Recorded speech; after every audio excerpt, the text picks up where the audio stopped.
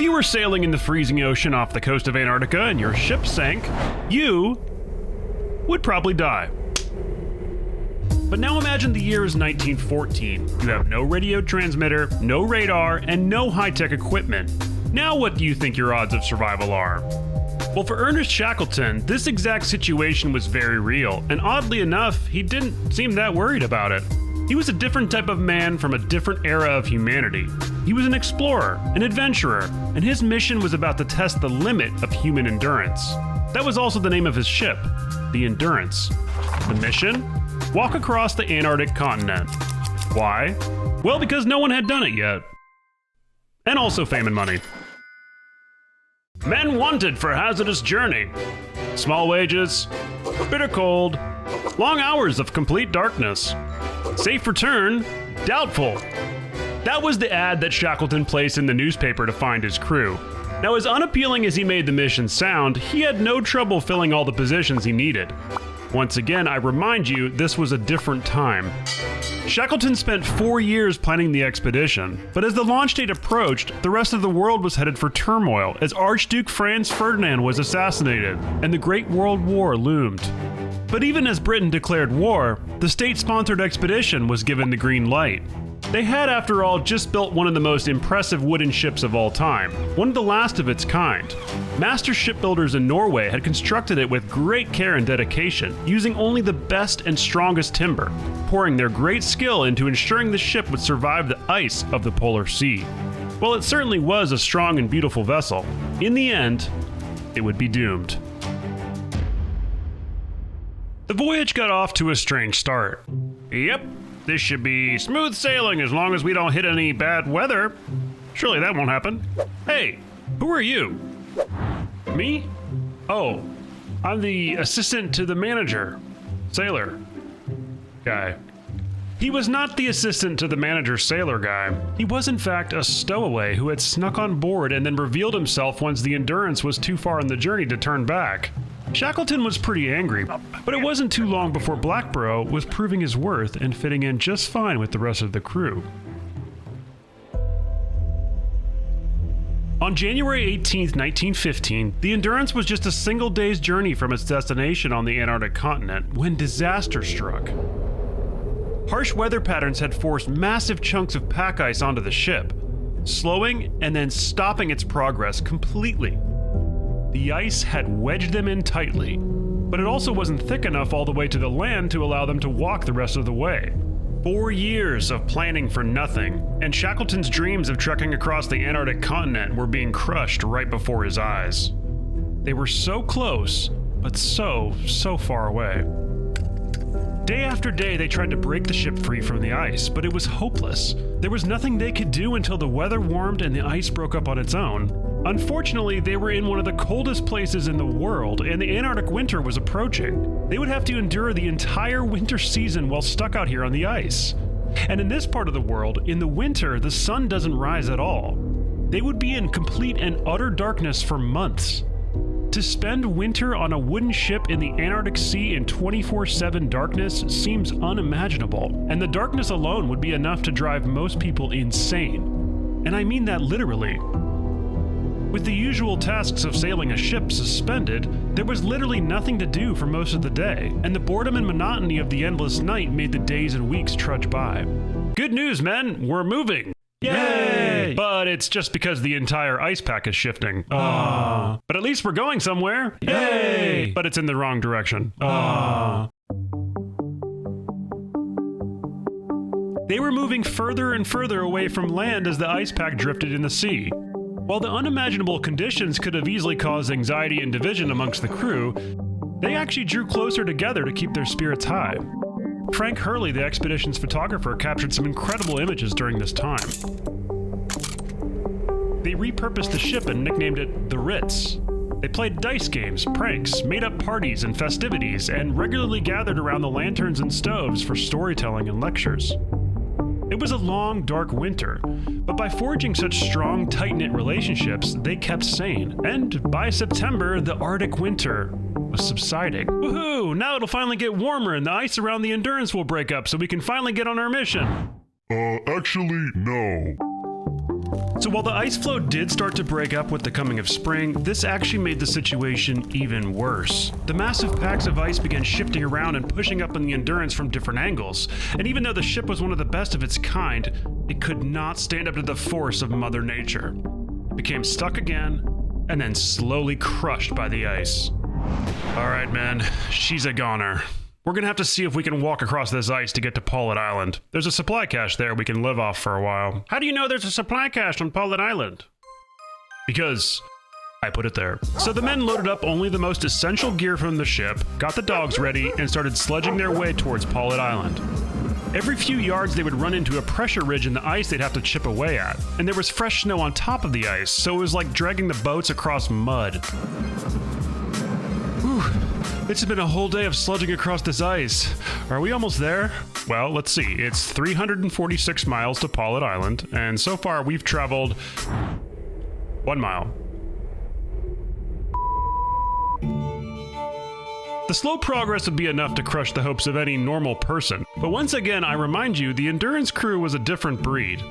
The men were actually just happy to be doing something for the first time in months. Even though this was brutal labor, they were actually in a really good mood. But then the ice became so rough, it was impossible to continue. Shackleton realized if they just stayed on this pack of ice, they might drift closer to Paulet Island anyway.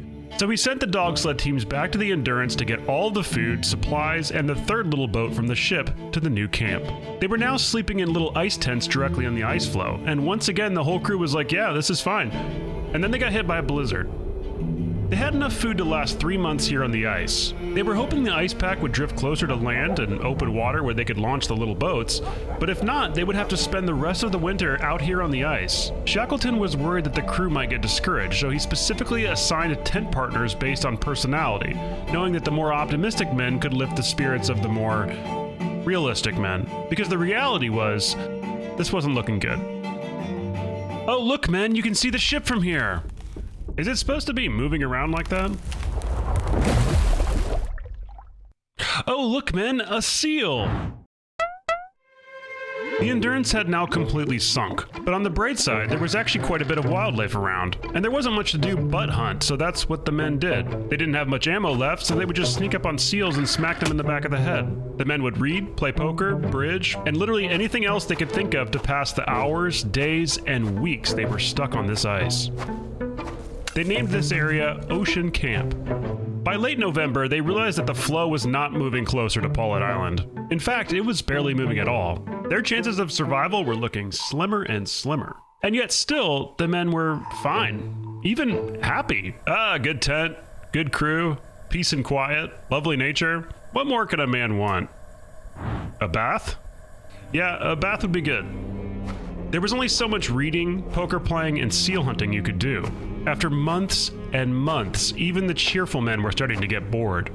It was a monotonous, hard life.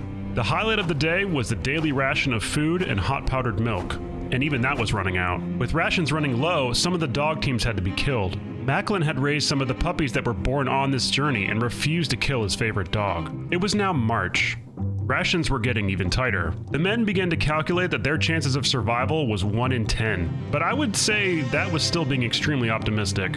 Macklin was finally forced to put down his dog. There was not enough food to go around, and the dogs would not make it on the journey ahead of them, which was about to get much, much harder. Suddenly, the ice below them creaked and groaned. It was April now, and the ice floes seemed to be falling apart. The floe had shrunk to only 200 yards wide and was headed for the open sea. They frantically tore down the camp just in time as another massive crack appeared right where Shackleton's tent had been a few moments before. The cracks were wide enough to put the boat in, but if they left now, they might not find another ice floe to camp on for the night. So, Shackleton, what's the order? Launch the boats. As they looked back, the ice closed up. The 3 little boats were pretty tight, but the entire crew could fit in them. Right now, they were in the Bransfield Strait, an incredibly dangerous stretch of ocean. At 11 p.m., they finally found a new floe and set up camp. They were exhausted and could finally sleep. Ernest Holness had fallen in. Shackleton reached down into the freezing black water and pulled him out. Ernie, you just survived falling in the Antarctic Ocean at night. Are you gonna be okay? No! I lost all my tobacco. After a sleepless night, the men were back in the boats, looking for an island or at least a more stable ice floe to camp on. They rowed for 2 days straight with no island in sight. Land ho! That's a whale. Worsley, can you get a reading on our location? Okay, so we're here, which means we're actually even further away from land than when we launched the boats.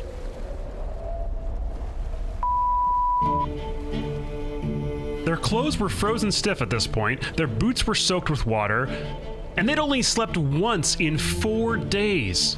They had to use the bathroom over the side of the boat. Many of the men were sick. Shackleton was desperate. He changed course to Elephant Island, 100 miles to the northwest. Now, here is a photo of Elephant Island. As you can see, there is no whaling depot, supply cache, or really anything. Like I said, they were desperate. The freezing water was coating the boats, and the men had to physically beat the ice repeatedly to keep from sinking. They were out of water, and their throats were so parched they couldn't even chew on their food. Frostbite was becoming a real threat. They also lost an oar. And that's where most of us would have just keeled over and died, I think. Now, I'm not going to name names, but one of the crew acted like a turd and refused to take his turn rowing. Am I hallucinating, or is that an elephant? We should probably row towards it. But in their depleted state, they couldn't stay together. One of the small boats broke off and started drifting away. Shackleton watched helplessly as 1/3 of his crew disappeared into the midnight storm. It was utterly hopeless. Are we dead yet? We should be. We've been in these boats for 5.5 straight days. Worsley is so frozen stiff he can't straighten his body. Blackbro's feet are about to fall off, and on top of all of that, we're about to crash straight into Elephant Island! By some miracle, through the night they had made it to the island. And by an even more unbelievable miracle, so had the third boat that had drifted away. The 3 boats converged on a tiny beach, the only obvious place to land on Elephant Island. The shattered men tumbled out into the rough shore. It had been over a year, 497 days since they had touched land. Rickenson promptly had a heart attack. Don't worry, he survived. After a few days of just collecting their bearings, they came to the realization that there was almost a 0% chance of them getting rescued here. Elephant Island was not exactly a popular vacation destination, and they would run out of food, get wrecked by storms, or just spend the rest of their lives out here if they couldn't figure out a way to pull themselves out of this situation. So Shackleton devised a most desperate plan.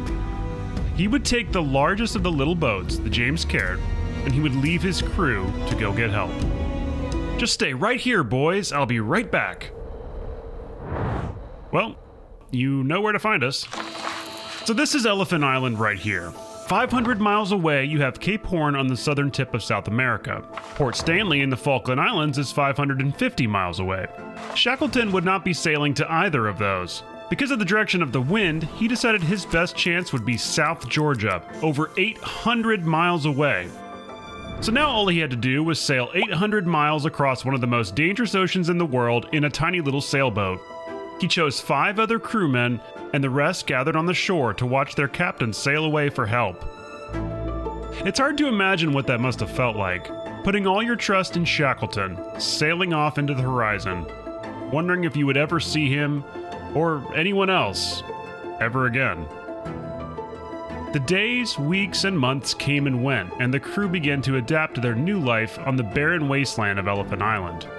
They flipped a boat upside down and created a more permanent shelter. Though, shelter is a generous term for this establishment. The Antarctic winter was approaching once again, and the harsh wind would find its way through the cracks in the shelter, so most of their time was spent patching it up. They also killed penguins and seals, gathered ice for water, and caught birds. That was about it. The weather was getting worse and worse, and they started to realize they weren't getting rescued before winter. To add to their problems, there were some serious health concerns in the crew. Kerr needed a tooth pulled. Wordy had an infected hand. Hodson had a huge abscess in his butt. Rickenson was still recovering from his heart attack. Holness was still recovering from losing his tobacco. And Blackbro's left foot was getting real nasty from the frostbite. They tried to keep their spirits high by avoiding the topic of their abysmal survival odds. They developed bizarre games, like try not to be the last one to fill the pee bucket and have to empty it. It may seem odd, but it was probably one of the few things keeping them sane as the weeks went by. In June, Blackborough's foot needed to be amputated. Macklin and McElroy were the crew surgeons, but I doubt they ever imagined they would need to operate in the dirty, dark hole that was the crew's shelter. You know, it is kind of ironic that you were a stowaway on this mission. Yeah, just pass me the chloroform. The operation took 55 minutes. Not only did Blackborough survive, he took it like a champ and woke up full of jokes. Guys, you were supposed to take the left foot. Gotcha. Meanwhile, on the James Caird, things were going about as well as they could be, considering they were trying to sail a tiny open boat through the Drake Passage. They were dealing with waves that looked like this, okay? These guys should not have survived. After 2 weeks of that, they were starved, frozen, and some of them were just completely done mentally. I'm honestly not sure how this boat was still floating. It had almost flipped over like 6 times, and the men had to constantly chip away ice and bail water to keep it floating. The sleeping bags were waterlogged, and the water was running out, and it was just overall miserable. Worsley must have unironically been the greatest sea navigator alive at this point, because if he made even a tiny mistake or a southerly gale took them too far, they would be swept out past the last 2 islands and would be completely lost in the open sea. Back at Elephant Island, things were getting depressing. Yeah, we're gonna die. It had been so long since Shackleton sailed away, the crew was now pretty sure it was all over. But on the 6th of May on the James Caird, McCarthy spotted land. We've done it, Shax. Well, kind of. We still have to get to the land. It wasn't easy to get to the land. Unfortunately, they had to spend another night on the boat, even with the land in sight, because the punishing weather just would not allow them to land. Everyone was bailing and pumping water that night, and they really should have died again. Worsley was so convinced they were done that he actually thought to himself, what a pity. No one will ever know how close we actually came. They had done the impossible and made it to South Georgia. There was one problem though. They landed here, and they needed to get here. Sailing again was not an option, and this is what the walking path looked like. Yeah, but for Shackleton, it was a matter of life and death. His crew was depending on him for rescue, and he felt the responsibility of their lives in his hands. He chose Worsley and Crean to join him in the last leg of the journey, while the other 3 waited with the boat. This was their equipment: a cooking stove, a cooking pot, fuel, 3 days of food, a half a box of matches, 2 compasses, a pair of binoculars, 50 feet of rope, 1 adze, and Worsley's diary. They didn't have tents or sleeping bags because on this journey, they could not stop or sleep or they would freeze to death. All through the day and night they trekked, carving ice steps to climb ridges and making their way through uncharted mountain passes. They had to turn around multiple times because they had come the wrong way and needed to retrace their steps. It was physically and mentally exhausting, and they began to slow down. Late that night, the men huddled together for warmth as they ate the last of their food. More than once they dozed off, but Shackleton could not let them sleep and woke them to continue on. The next day, at around 4 p.m., 3 ragged, bearded men staggered up to the foreman at the Stormness whaling station. "Who are you?" "Read my name tag." "Mother of God!" It took not 1, not 2, not 3, but 4 attempts just to get a rescue boat to Elephant Island because of how harsh the ice and weather was. But finally, on August 30th, 4 months after Shackleton had left, the crew on the island watched as a rescue ship approached and a boat was lowered. Shackleton had returned. They would all survive. In 2022, the wreckage of the Endurance was finally located at the bottom of the Weddell Sea. It only took 107 years to find it. In the 50s, a well-equipped survey team attempted to cross South Georgia by land. They could not believe that Shackleton had done it 40 years earlier, with an adze.